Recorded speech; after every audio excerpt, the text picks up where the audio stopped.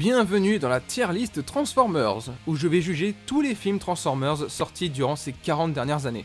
Alors c'est parti. Maintenant Transformers 3, sorti en 2011.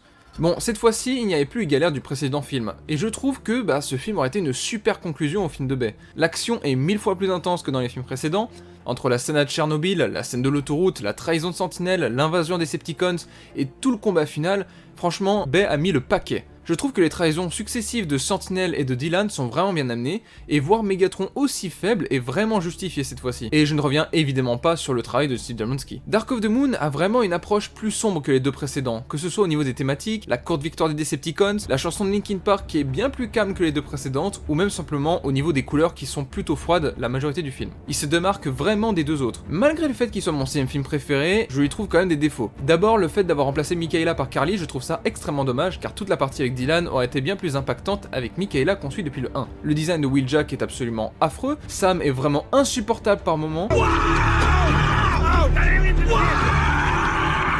et le changement de la fin est vraiment dommage. J'aurais tellement voulu qu'il garde la fin où Optimus et Megatron font une trêve plutôt que celle où il arrache la colonne vertébrale, bien qu'elle soit très stylée. N'empêche qu'il reste le film Transformers le plus épique selon moi, et pour moi ça va clairement dans All-Spark. Abonne-toi pour la suite.